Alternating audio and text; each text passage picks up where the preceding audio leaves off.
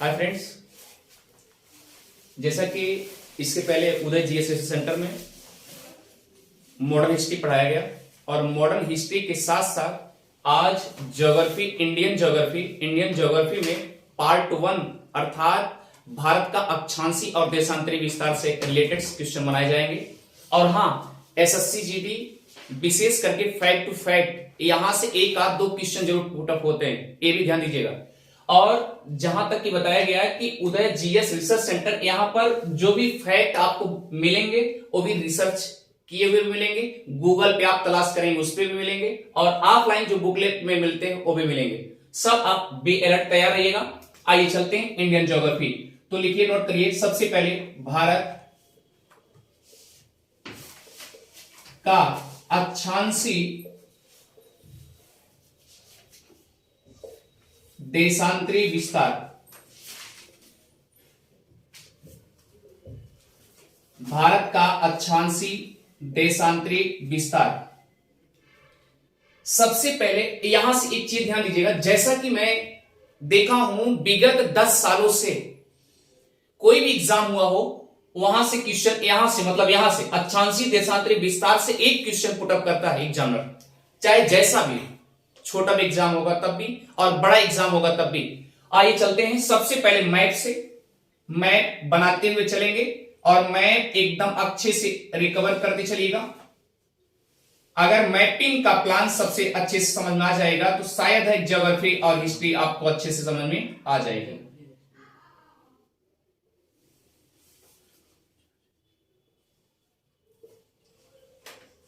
ये आपके समक्ष इंडिया का मैप है और देखिए आगे चलिए, यहां पर आपको ग्रेट निकोबार मिलेगा। आइए चलते हैं। सबसे पहले अक्षांशी देशांतरी विस्तार में फैक्ट टू फैक्ट क्लियर करेंगे कि भारत की अक्षांशी देशांतरी विस्तार। एक चीज बताइए, पृथ्वी यह आपका एक गोलाकार में है, क्योंकि अगर आपके ऑप्शन में भी आ जाएगा तो आप पृथ्वी कैसा है तो गोलाकार टिक मारेंगे, यानी पृथ्वी कैसी है, गोलाकार है। क्लियर? कैसे टिक मारेंगे, गोलाकार पे। आइए ठीक है, इस पृथ्वी को हम दो भागों में डिवाइड करते हैं। जब दो भागों में डिवाइड करते हैं तो याद रखिए भूमध्य रेखा, यानी भूमि पृथ्वी के मध्य, यानी पृथ्वी के बीचों बीच से जो लाइन जा रही है वह क्या है, भूमध्य रेखा है, 0 डिग्री। नोट करते जाइएगा, भूमध्य रेखा।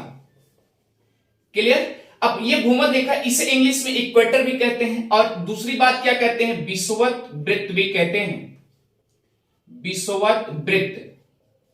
अब ध्यान दीजिए एग्जाम में कैसा क्वेश्चन पूछा हुआ है। एग्जाम में जो क्वेश्चन पूछता है कि सबसे ज्यादा जो अक्षांशी विस्तार है वह किस रेखा की सबसे ज्यादा दीर्घ यानी लाइन में बड़ी है, तो याद रखिए विषुवत वृत्त, यानी विषुवत वृत्त जो भूमध्य रेखा लाइन है, नोट करते जाइएगा, विषुवत या भूमध्य रेखा, यह सबसे बड़ा गोला बनाता है, यह सबसे बड़ा वृत्त है। इसे आप नोट कर लेंगे। अगर कभी भी पूछा जाएगा तो यानी पूछा जाएगा कि ध्रुव की तरफ जो गोला बनाता है वह क्या वृत्त बड़ा है, या विषुवत वृत्त बड़ा है, या भूमध्य रेखा वृत्त बड़ा है, तो आप याद रखिए विषुवत वृत्त या भूमध्य रेखा ही वृत्त को बड़ा मानेंगे। सबसे बड़ा कौन सा है, विषुवत वृत्त है। क्यों? क्योंकि देखिए जब हमारी पृथ्वी ऐसे है, ऐसे इस तरीके से गोला बनाती है, यानी दीर्घ वृत्ताकार बनाती है, दीर्घ वृत्ताकार, तो कहने का मतलब ये दीर्घ या जो विषुवत वृत्त है तो सबसे बड़े में ऐसे बड़े होगा ना, ऐसे बड़े होगा, क्यों से ऐसे बड़े होगा, तो ये विषुवत वृत्त क्या है, एकदम कहने का मतलब इसी के ऊपर ऐसे बना हुआ है, ऐसे सबसे बड़ा तो यही होगा, क्योंकि इधर जैसे जैसे ध्रुव की तरफ जाएंगे तो क्या होगा, छोटा होता चला जाएगा। ये बात समझ गया? आइए दूसरा कंडीशन देखते हैं। यह है आपका अक्षांशी विस्तार, ठीक है। अब देखिए ये 0 डिग्री हुआ और इधर जाएंगे तो इधर नॉर्थ की तरफ जाएंगे तो ये भूमध्य रेखा के उत्तर में जाएंगे तो इसे बोलेंगे उत्तरी गोलार्ध। नोट करते जाइएगा, गोलार्ध, गोल अर्ध यानी उत्तरी गोल अर्ध, गोला का आधा। अब ये किधर है, उत्तर है, इसलिए उत्तरी गोलार्ध। अब इधर आप आएंगे, इसको क्या बोलेंगे, दक्षिणी गोलार्ध बोलेंगे। नोट करते जाइएगा, दक्षिणी गोलार्ध। अब देखिए ये आपके इधर के दक्षिणी हो गई। हमेशा याद रखिएगा ऊपर का पैमाना जो होता है ये उत्तर होता है और इसके सामने वाला दक्षिण, और ये पूरब है और ये पश्चिम है। अब देखिए इसका मतलब ये 0 है, 0 डिग्री है, और इसके ऊपर जाएंगे तो उत्तर होगा, ये उत्तर होगा, और इसके दक्षिण में जाएंगे तो क्या होगा, दक्षिण होगा। क्लियर? तो इधर ये वाला पोजीशन क्या होगा, उत्तरी गोलार्ध होगा, और ये वाला पोजीशन क्या होगा, दक्षिणी गोलार्ध होगा। गोलार्ध, गोला का आधा। क्लियर? और सबसे बड़ा वृत्त किसका होता है, विषुवत वृत्त का होता है। ये बात समझ आ गई, क्योंकि ये क्वेश्चन फैक्ट टू फैक्ट पूछा हुआ। दूसरा कंडीशन क्या है, इधर देखिए जो देशांतर रेखा होती है 0 डिग्री, उसे नोट करते जाइएगा। वह क्या होता है, अर्धवृत्त का काम करती है। यह लाइन देशांतर लाइन, नोट कर लीजिए, देशांतर लाइन अर्धवृत्त का काम करती है। और यह क्या करती है, पूर्ण वृत्त का काम करती है।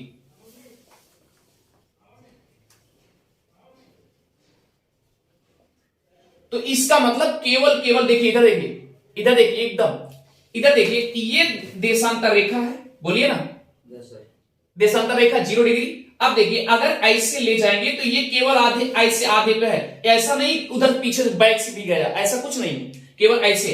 अब इस इधर देखिए देशांतर रेखा ऐसे बनी हुई, ये इस तरीके से सिचुएशन बनी हुई, ऐसे बनी देशांतर रेखा, ऐसे बनी हुई है। सभी देशांतर रेखा कहां मिलती हैं, उत्तरी और दक्षिणी पोल पर, उत्तरी और दक्षिणी ध्रुव पर। तो नोट करिए, सभी देशांतर रेखा, सभी देशांतर रेखा उत्तरी तथा दक्षिणी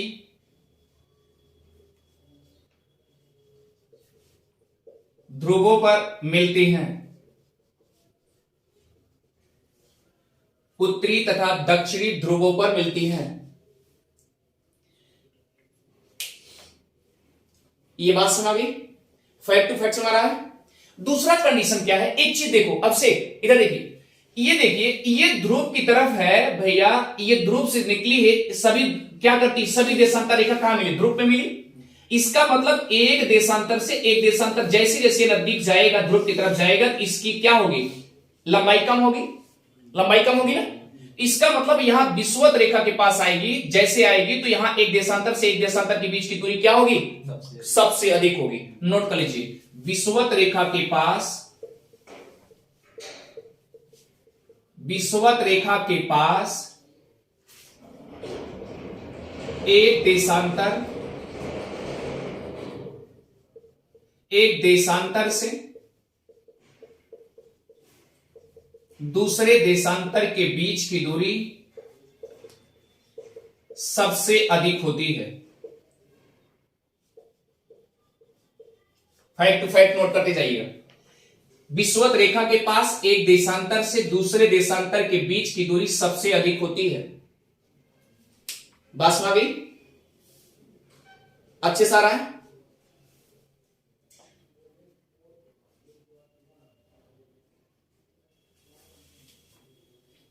क्लियर? इसका मतलब यह है ध्रुवों के पास सबसे कम होगा। नोट कर लीजिएगा, ध्रुवों के पास एक देशांतर से दूसरे देशांतर के बीच की दूरी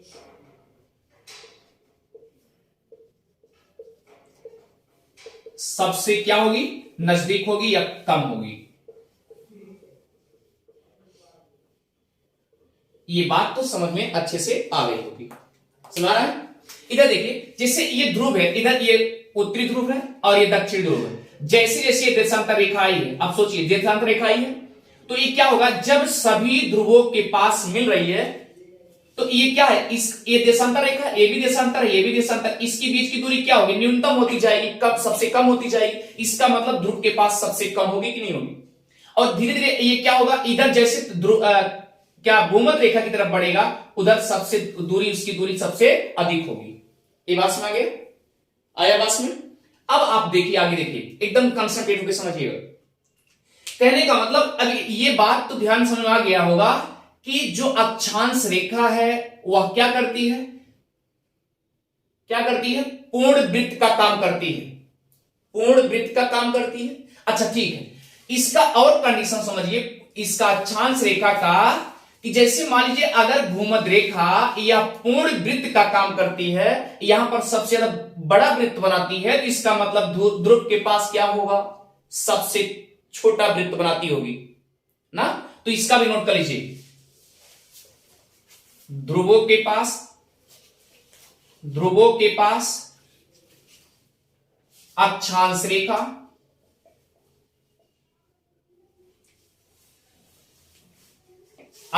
रेखा सबसे छोटा वृत्त बनाती है।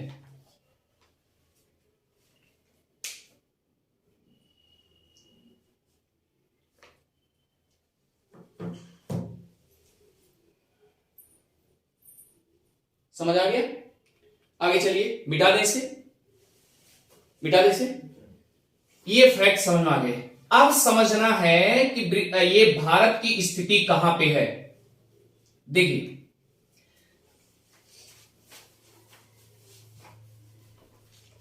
जैसे मान लीजिए यह क्या है, आपका एक गोला है, क्लियर है।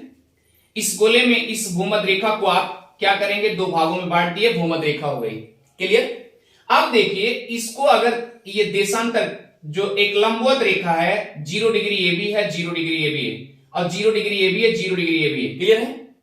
आपने सुना होगा कि जब ये क्या था, एक इस तरीके से गोला था, यानी जितने भी स्थल थे, क्या थे, स्थल मतलब धूल मिट्टी, नोट करते जाइए, जितने भी स्थल थे पहले इसे पैंजिया कहा जाता था, नोट करते जाइएगा, क्या कहा जाता था, पैंजिया।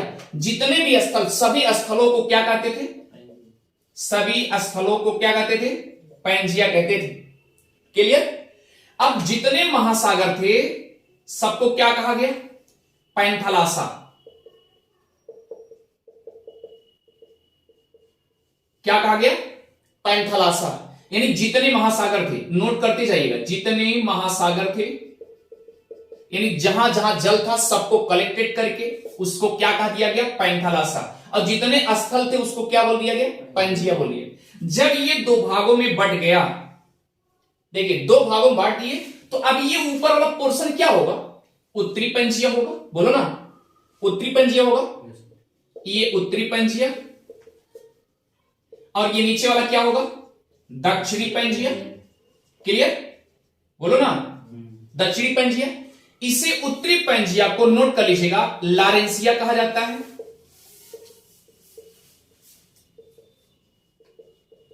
क्या कहा जाता है, लारेंसिया, और दक्षिणी पैंजिया को गोंडवाना कहा जाता है, गोंडवाना लैंड, पक्का हो गया, क्या बोला गया, गोंडवाना लैंड। अब ये गोंडवाना लैंड किस नाम पे पड़ा है, याद रखिएगा, ईएमटी में नोट करते जाइए, मध्य प्रदेश में एक गोंड नामक जनजाति पाई जाती है,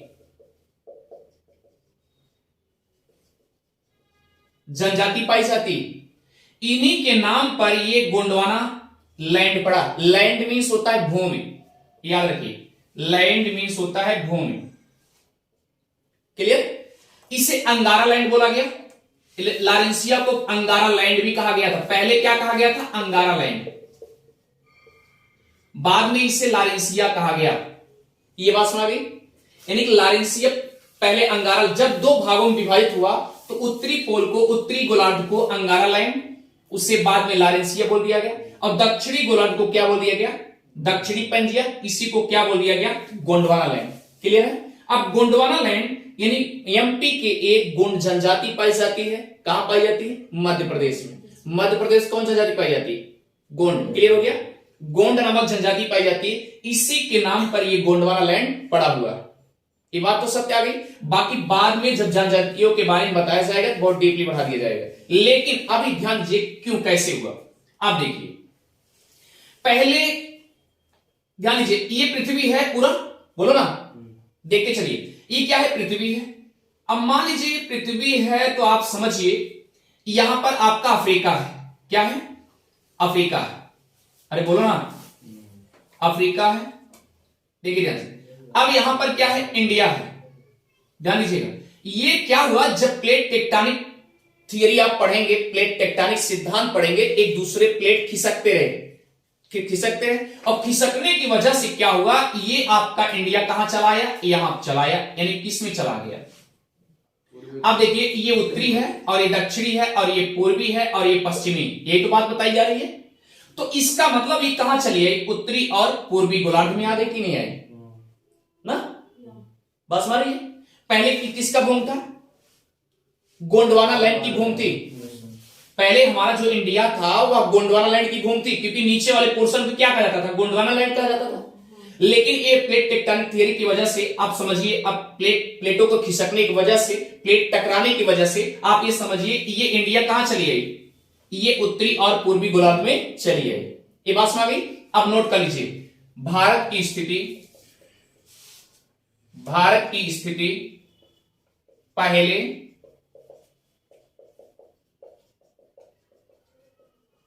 गोंडवाना लैंड की भूमि मानी जाती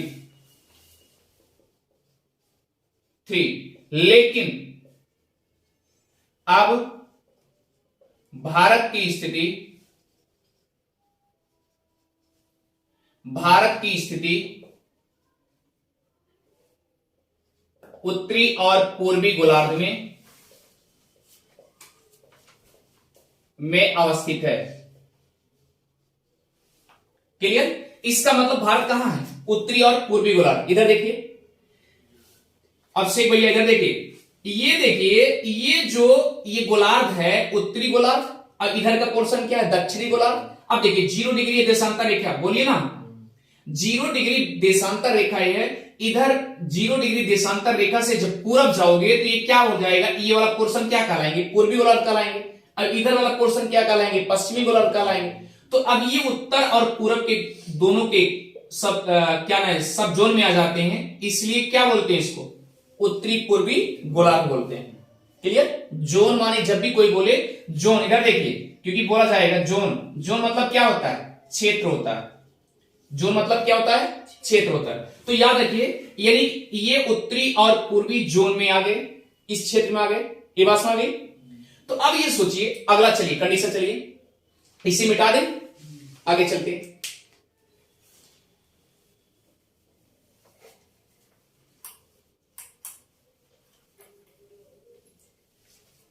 ये अच्छे समझ आ गया कि भारत की स्थिति कहां है? उत्तरी और पूर्वी गोलार्ध में। ये फिक्स हो गया। आगे चलिए, अब आपने पढ़ा होगा कि भारत के बीचों बीच से कर्क रेखा जाती है। आप देखिए, ये मान लीजिए ये क्या है? ये 0 डिग्री, बोलिए ना, भूमध्य रेखा है, बोलो भैया। अब इसके नॉर्थ में जाओगे तो आपको 23.5 डिग्री मिलेगा, बोलो। इसे बोलते हैं कर्क रेखा, नोट कर लीजिएगा। अब इसे बोलते हैं, दक्षिण में जाओगे 23.5, तो इसे क्या बोलते हैं? मकर रेखा। नोट करते जाइए फास्ट टाइम, जल्दी करिएगा। अगर ये कर्क रेखा है और ये मकर रेखा है, तो एकदम ध्यान दीजिएगा, नोट करते जाइए। ये क्या है? 0 डिग्री है, बोलो ना। ये 0 डिग्री है तो ये विषुवत रेखा, भूमध्य रेखा है। तो लिखिए, भूमध्य रेखा पर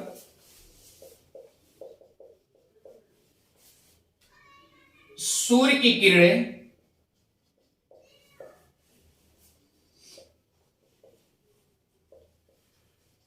लंबवत चमकती हैं या लंबवत पड़ती हैं।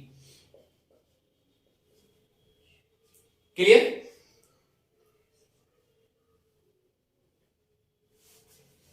कहां पड़ती हैं?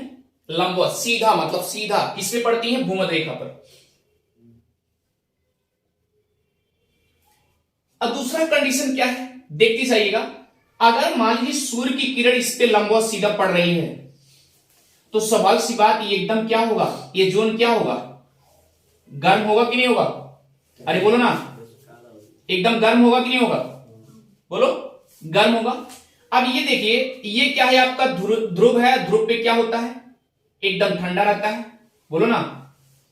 अब आप सोचिए, अगर कर्क रेखा भारत के बीचों बीच से गुजर रही है, तो ये समझिए, अगर ये भारत है सिचुएशन, आप ध्यान दीजिएगा, तो अब इसका मतलब कि जो दक्षिणी ये क्षेत्र है, यहां पर क्या होता है, गर्मी होगा, बोलो ना, ये गर्मी होगा।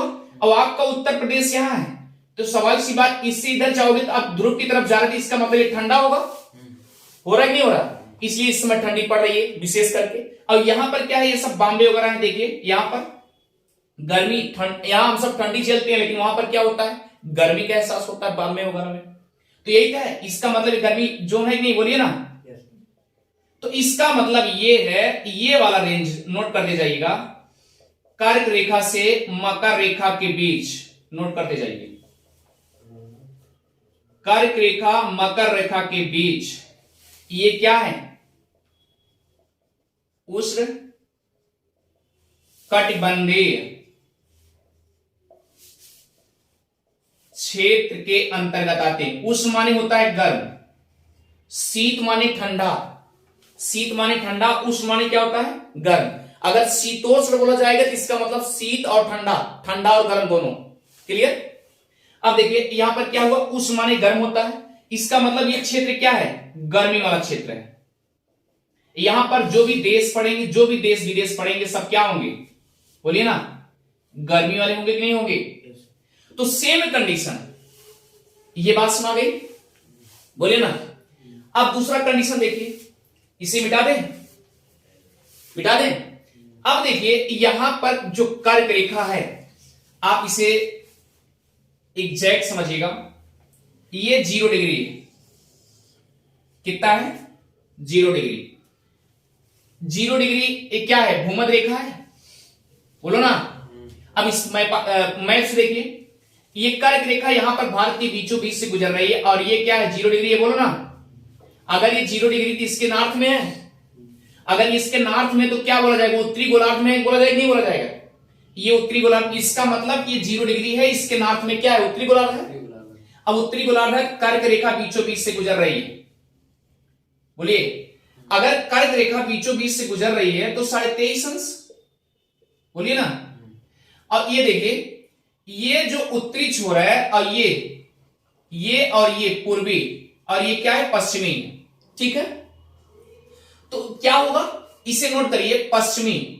तो यहां पर इसका मतलब कि ये क्या होगा, ये देशांतर रेखा होगा, ये तो बना है, ये इस मैप से देखिए 0 डिग्री, ये 0 डिग्री, ये 0 डिग्री, ये 0 डिग्री। अब ये इसके अंतर्गत है, ये पूर्वी, ये उत्तरी और ये पूर्वी है कि नहीं है, इस क्षेत्र में आ गया कि नहीं भारत, बोलिए। अगर ये 0 डिग्री है तो यहां से इसके नॉर्थ में जाओगे तो अक्षांशी विस्तार यही पड़ेगा आपका, अक्षांश वाली कोई रेखा गई होगी ना, बोलो ना। ये रेखा गई है कि नहीं गई है, स्पर्श करती हुई जाएगी नहीं जाएगी, बोलिए। तो ये 8 दशमलव लिख लीजिए, 8.4 मिनट अक्षांशी विस्तार, या अक्षांश लिख लीजिए। ये उत्तरी गोलार्ध में, उत्तरी गोलार्ध लिखा जाएगा, पक्का हो गया। अब ये कहां तक जाएगा, ये जो उत्तरी छोर है, ये 37.6 मिनट, नोट कर लीजिएगा, ये हो गया। मतलब 8 से लेके स्टार्ट हुआ है, यहां आपका 0 है, यहां से लेके आप 8 जाओगे, बोलिए ना। अरे 0 है, 1 2 3 4 5 6 7 8, देखो पहुंच गया कि नहीं पहुंचा। ये सब जो लाइन गई हैं, ये अक्षांशी विस्तार है कि नहीं, अक्षांश रेखा है कि नहीं, बोलिए। जा रही कि नहीं जा रही, जा रही है ना। तो ये 8.4 मिनट के अक्षांशी, यानी भूमध्य रेखा से इतनी दूरी पे है, क्लियर हो गया। अब ये इसके बीचों बीच कर्क रेखा जा रही है, ध्यान दीजिए। इसका मतलब ये है कि इधर जो ये रेंज इधर पड़ेगा, सब क्या है, कर्क रेखा के दक्षिण पड़ेगा। कर्क रेखा के दक्षिण पड़ेगा तो क्या होगा, उष्ण महसूस होगा, गर्मी महसूस होगी, ये बात पकड़ में आ रही है। अच्छा ठीक है, आगे चलिए। अब देखिए 8.4 मिनट, और कहां तक चले, 37.6, बोलिए ना।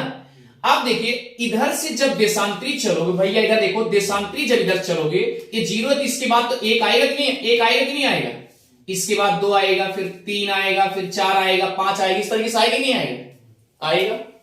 तो यह सिचुएशन क्या बनेगा, नोट कर लीजिए कहां पे देशांतरी रेखा आ रही है, नोट करते जाइएगा। लिखिए 68.7 मिनट, नोट कर लीजिए। और कहां तक चलेंगे आप देशांतरी तक, 97.25 मिनट। अब इसका अक्षांशीय विस्तार क्लियर हो गया, जल्दी करिए। यानी 68.7 से लेकर के कहां तक जाएगी, 97.25। इसका मतलब इसमें क्या है, ऐसे देशांतरी रेखा आई हुई है, बोलिए। ये सब देशांतरी रेखा है कि नहीं। अब देखिए इधर ऐसे जाओगे तो क्या होगा, क्या होगा बताइए, जाल बिछा हुआ है कि नहीं बिछा हुआ है, ये अक्षांशीय विस्तार है, और ये जो लंबवत है ये क्या है, देशांतरी विस्तार। इस तरह के जाल बिछे हुए, बात पर आई, सुना रहा है ये सिचुएशन। अब देखिए तो अब क्या लिखेंगे, इधर देखिए ध्यान से, इसका मतलब ये अगर 68.7 है भैया, ये देशांतरी विस्तार है, ये देशांतरी विस्तार है, 68.7 है, और ये पूर्वी छोर में जो है ये 97.25 मिनट है। अब इन दोनों को घटाइए आप, 97.25 घटाएंगे कितना होगा, जल्दी बताइए साहब, जल्दी बताइए। 68.7 घटाइए, जल्दी करिए, फास्ट टाइम। इसको घटाइए और इसको भी घटाइए, 37.6 और ये 8.4 घटाएंगे कितना आएगा, 29 कितना आएगा, 2 पॉइंट, ये आ गया, बोलिए ये आ गया। इससे लगभग कितना देशांतर माना जाएगा, ये अक्षांश रेखा देशांतर रेखा है, ये वाली अक्षांश रेखा है भैया, देखो 8.4 से लेके ऐसे से जाते हुए 37.6 तक गए, तो ये क्या हो गई, अक्षांशीय, यहां लिखेंगे अक्षांशीय विस्तार, क्लियर। अब देखिए इसको घटाएंगे तो ये आएगा लगभग 29.18 के आसपास आएगा, क्लियर। यही होगा ना, ये मिनट हो गया। ये भी क्या बोलेंगे, देशांतरी विस्तार,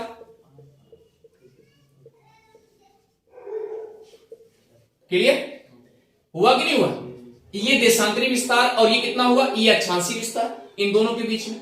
इसे भी लगभग क्या मान लिया गया है प्यारे, इसे लगभग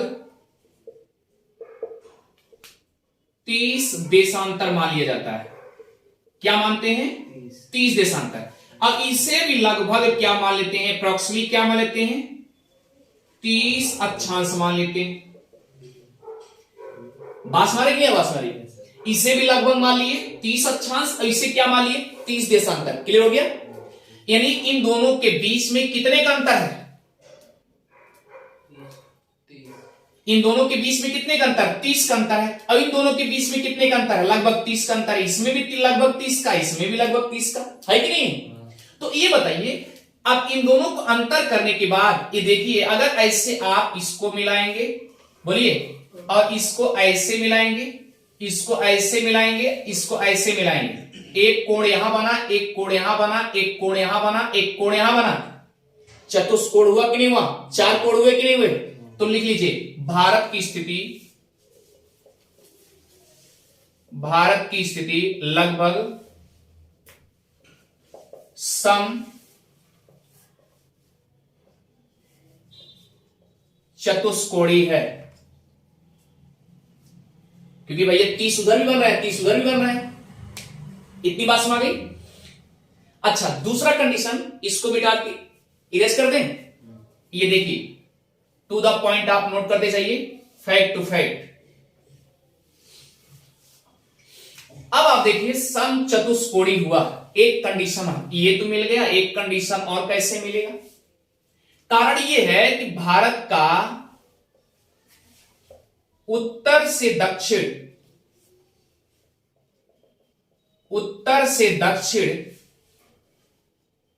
लंबाई कितनी है, नोट करते जाइए, 3214 किलोमीटर, क्लियर। और भारत का पूर्व से पश्चिम या पश्चिम से पूर्व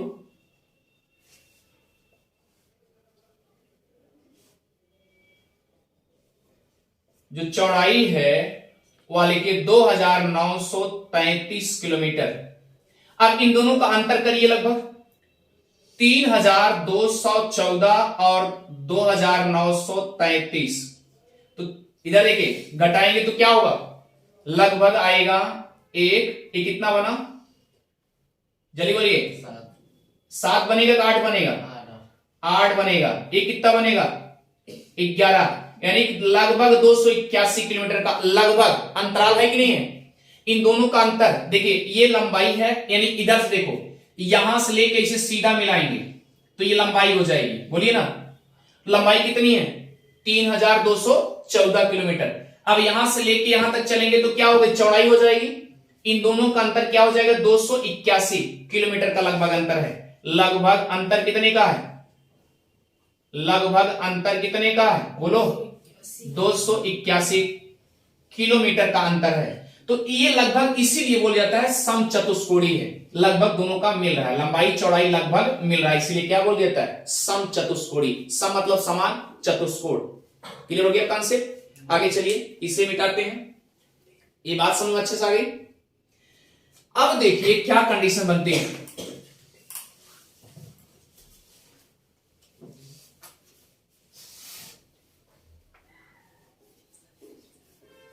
अब ये बोला जाता है कि भारत का क्षेत्रफल कितना है। एक बार मैं बना करके फिर से अगेन ट्राई करते हैं। भारत का क्षेत्रफल कितना है, नोट करते जाइए। तो लिखिएगा 32,87,263 वर्ग किलोमीटर, क्योंकि आयत का क्षेत्रफल बराबर क्या होता है, लंबाई गुणे चौड़ाई। तो याद रखिएगा, ये मैप है आपका,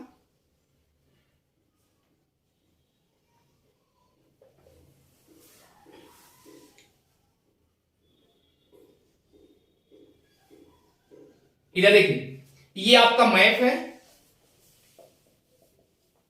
ध्यान दीजिएगा। तो इधर से इधर यानी पश्चिम से पूर्व और ना उत्तर से दक्षिण, अर्थात वेस्ट से ईस्ट, नॉर्थ से साउथ। क्लियर हो गया। ये क्या है, लंबाई चौड़ाई सब है कि नहीं, इसलिए इसका क्या क्षेत्रफल बता दिया गया, 32,87,263 वर्ग किलोमीटर। लेकिन याद रखिए, अभी 2015 के तहत आप देखे होंगे पीएम मोदी द्वारा दौरा किया गया है, कहां, बांग्लादेश। वहां पर कुछ हिस्सा जो है इनके कब्जे में आए। तो याद रखिए, अब जो गूगल पे सर्च किया गया तो 32,87,469 वर्ग किलोमीटर। लेकिन अगर आपके एग्जाम में आएगा तो याद रखिएगा 32,87,263 वर्ग किलोमीटर को ही टिक मारेंगे, क्योंकि ये अभी मान्य नहीं किया गया, ये भी याद रखिएगा। लेकिन इसे जानते रहिए, जब भी अगर इसे मान्यता दी जाएगी तो 32,87,469 वर्ग किलोमीटर की दी जाएगी। ये गूगल पे। क्लियर है। अब आइए देखते हैं अगला। इसे अगर पूरे विश्व में नोट करते जाइए, पूरे विश्व में मुख्य भूमि का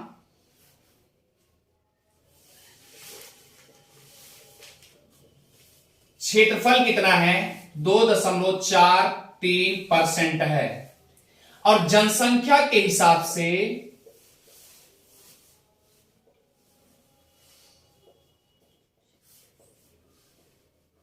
17.5% है। नोट करते जाइए, पूरे विश्व की बात की जा रही है। अब आइए इसे मिटा दें अच्छे से, फिर उसके बाद क्षेत्रफल में किस स्थान पे है। तो भारत का क्षेत्रफल किस स्थान पे है, तो 7वें स्थान पे। वेरी वेरी इंपॉर्टेंट, किस स्थान पे है, 7वां। अब इसके पहले कौन कौन उसको जानते रहिए, मिटा दें इसे नोट कर लीजिएगा। भारत का क्षेत्रफल 7वें पायदान पे, और जनसंख्या के हिसाब से, यानी लिख लीजिएगा, जनसंख्या के हिसाब से दूसरे पायदान पे, द्वितीय स्थान पर। और क्षेत्रफल के हिसाब से किस स्थान पे है, 7वें स्थान पे। मिटा दें इसे। आइए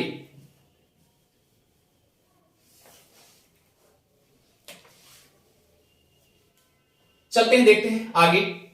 अब आप सोचिए कि अगर विश्व में क्षेत्रफल के हिसाब से भारत 7वें पायदान पर है, तो इसके पहले और कौन कौन से हैं? तो चलिए, नंबर 1 आप ट्रिक के माध्यम से याद कर लीजिएगा। रुक, चीन, सब्र, आ, भारत। क्लियर? रूस से रूस, का से कनाडा, चीन, और सा से संयुक्त राज्य अमेरिका अर्थात अमेरिका लिख लीजिएगा। क्लियर? आ से ऑस्ट्रेलिया, ऑस्ट्रेलिया, ब्रा से ब्राजील,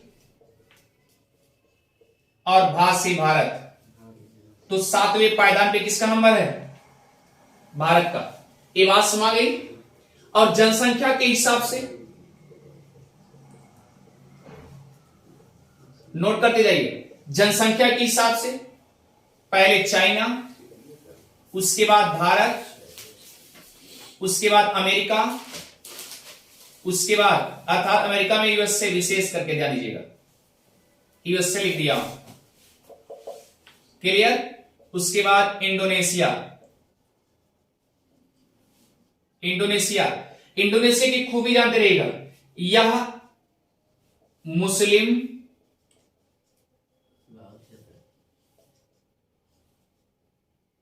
बाहुल्य देश है। क्षेत्र नहीं, क्षेत्र नहीं लिखेंगे, बाहुल्य देश है। चलिए, इंडोनेशिया की राजधानी जकार्ता। क्लियर?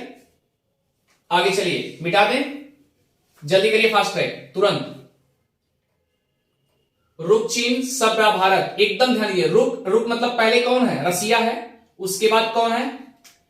कनाडा है, उसके बाद चीन है, फिर अमेरिका, उसके बाद ब्रा से ब्राजील, आ से ऑस्ट्रेलिया, उसके बाद भारत। 7वें पायदान पे है। क्लियर? आगे चलिए, फास्ट ट्रैक, तुरंत मिटा दें। यहां से क्वेश्चन बहुत पूछे जा रहे हैं और पूछे भी जाएंगे। चलिए, आइए देखते हैं। अब देखिए, इधर देखिए, ये भारत का उत्तरतम बिंदु है कि नहीं है? ये भारत का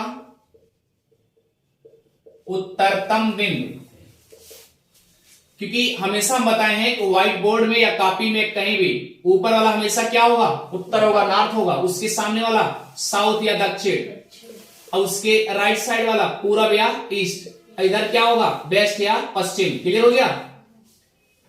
अब देखिए ध्यान से, तो उत्तरतम बिंदु क्या है? ये कहां है? नोट कर लीजिएगा।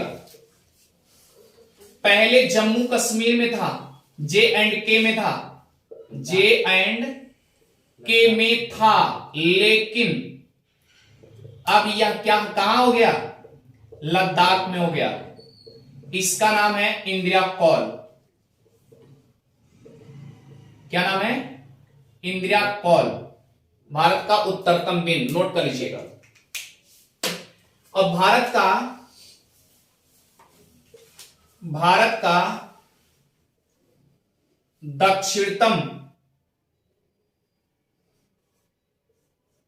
भारत का दक्षिणतम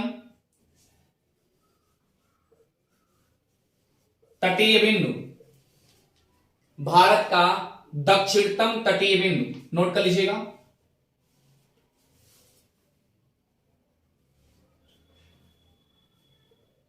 लिखिए, चले, तटीय बोला जा रहा है। लिखिए, कन्याकुमारी, कन्याकुमारी या केप कोमोरियन, केप कोमोरियन या केप अंतरिक्ष, तीनों नाम याद रखिएगा। भारत का दक्षिणतम तटीय यानी तटों से सटा हुआ है, ये यहां पर है। और ये कहां है? तमिलनाडु में। कहां है? तमिलनाडु में। आगे चलिए, भारत का पश्चिमतम यानी भारत के पश्चिम में जो है, इधर देखिए, लिखिए भारत का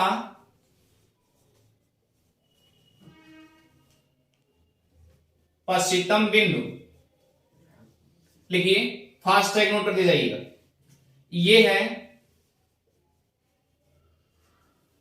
नारायण सरोवर या गौरमोथा या गौरमोथा या गुहार मोती, इतना नाम याद रखिएगा। इसे बोलते हैं गुजरात। क्लियर हो गया? आगे चलिए।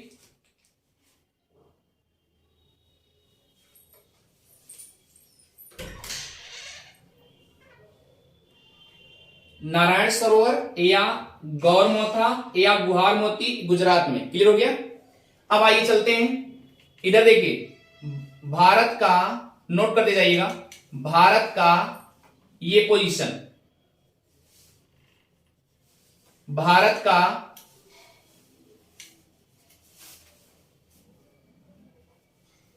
पूर्वोत्तम सीमा, लिखिए किविथु या वालांगो, दोनों स्थान याद रखिएगा। क्लियर? भारत का पूर्वोत्तम सीमा किविथु या वालांगो। अब ध्यान दीजिएगा, अगर तटीय ना पूछा हो, भारत, इधर देखिए, भारत का अगर ये ना पूछा, भारत का दक्षिणतम बिंदु पूछा हो, दो कंफ्यूजन दूर करिए पहले। अगर भारत का दक्षिणतम बिंदु पूछा होगा तब याद रखिएगा इंदिरा पॉइंट लिखेंगे, लेकिन भारत का दक्षिणतम तटीय बिंदु पूछा जाएगा तो क्या बोलेंगे? कन्याकुमारी। क्लियर? तो यहां पर नोट करिए, भारत का दक्षिणतम बिंदु, लिखिए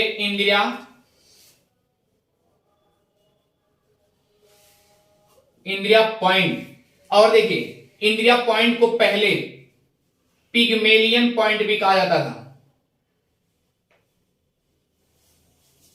पिगमेलियन पॉइंट। इसे पहले पार्सन पॉइंट भी कहा जाता था। ये सब तीनों नाम याद रखिए, भारत का दक्षिणतम बिंदु, इंदिरा पॉइंट, पिगमेलियन पॉइंट या पार्सन पॉइंट, तीनों पॉइंट याद रखिएगा। लेकिन अगर तटीय बिंदु पूछेगा तो कन्याकुमारी, केप कोमोरियन कहां है? तमिलनाडु में। और अगर इसे पूछना, अगर ये पूछ ले कहां पे है, तो याद रखिएगा ग्रेट निकोबार,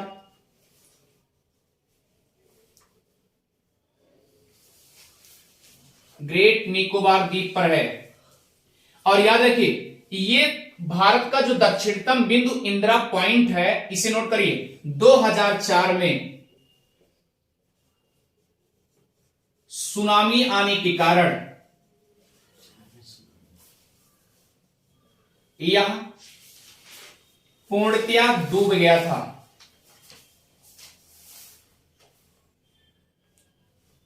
पूर्णतया डूब गया था। क्लियर? सुनामी आने के कारण। क्लियर हो गया?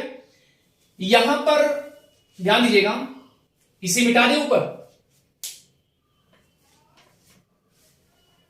इसे मिटा दे रहे हैं।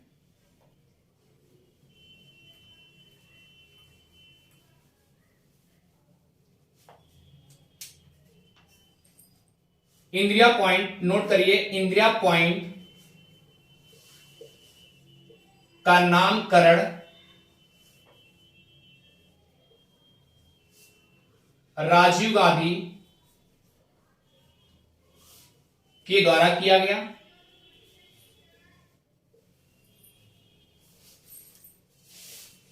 इंदिरा गांधी के नाम पर।